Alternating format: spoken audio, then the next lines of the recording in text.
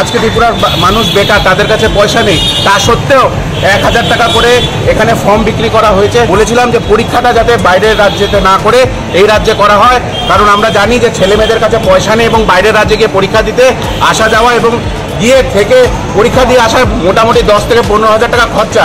এবং ওরা যে 6 নম্বর পয়েন্টের কথা বলছে, এখানে লিখেছে if sufficient number of candidate do not opt for the particular centre for online examination, bank reserves the right to allot any other adjacent centre those candidate or if যদি মানুষ বেশি হয় তাহলে নতুন সেন্টার দেওয়া হবে। স্টেট কোঅপারেটিভ ব্যাংক কর্তৃপক্ষের বিরুদ্ধে বিক্ষোভ দেখালো যুব কংগ্রেস। চাকরি পরীক্ষা নিয়ে বিভিন্ন অভিযোগ ব্যাংক কর্তৃপক্ষের বিরুদ্ধে। অবিলম্বে পরীক্ষা বাতিল ঘোষণা করে বহিরাজ্যে যে সকল আবেদনকারীদের পরীক্ষার ব্যবস্থা করা হয়েছে তা পরিবর্তন করে রাজ্যে নিয়ে আসার দাবি ওঠে। অন্যথায় ব্যাংকের প্রধান কার্যালয়ে তালা ঝুলানোর হুঁশিয়ারি দেওয়া হয়েছে।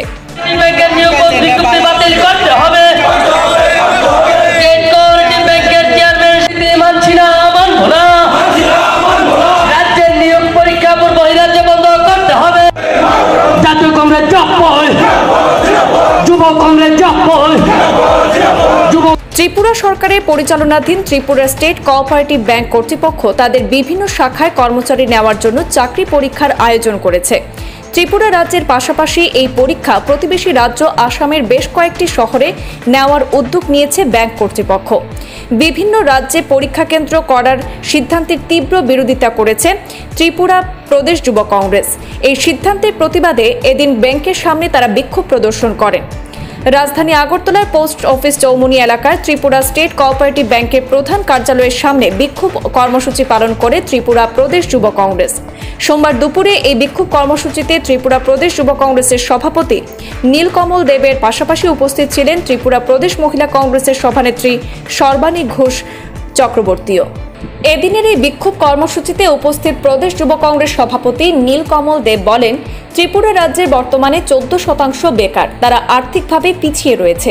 এই পরিস্থিতিতে বহু বেকার যুবক যুবতীরা অন্য রাজ্যে গিয়ে পরীক্ষা দেওয়ার জন্য ধার দেনা এমনকি জায়গা বিক্রি করে অর্থ সংগ্রহ করতে হচ্ছে, যা কোনোভাবেই মেনে নেওয়া যায় না।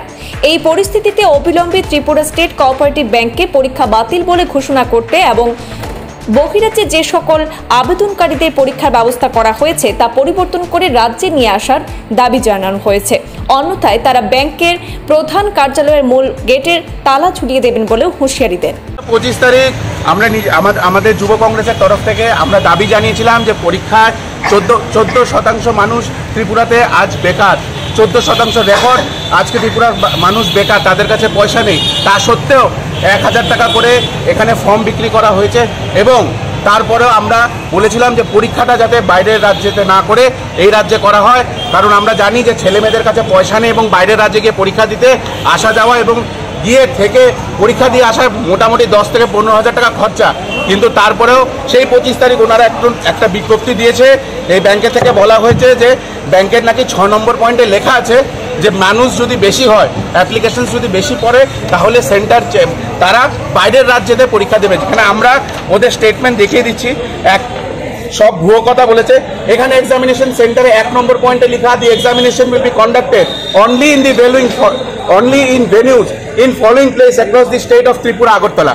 এবং ওরা যে 6 নম্বর পয়েন্টের কথা বলছে, এখানে লিখেছে if sufficient number of candidate do not opt for the particular centre for online examination, bank reserves the right to allot any other adjacent centre those candidate or if যদি মানুষ বেশি হয় তাহলে নতুন সেন্টার দেওয়া হবে। এখানে কোথাও লেখা হয়নি যে রাজ্যের বাইরে সেন্টার দেওয়া হবে।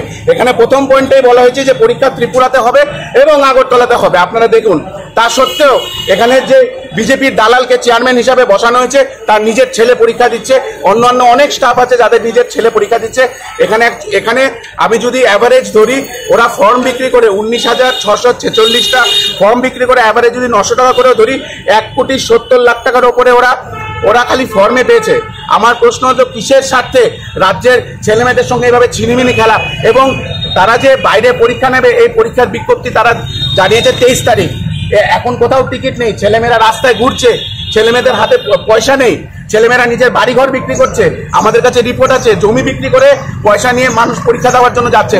আমরা অবিলম্বে আজকে এই পরীক্ষা বাতিল করতে হবে, নাহলে সেন্টার চেঞ্জ করতে হবে, না হলে আমরা আজকে এই ব্যাংকে তালা ঝুলিয়ে দেবো।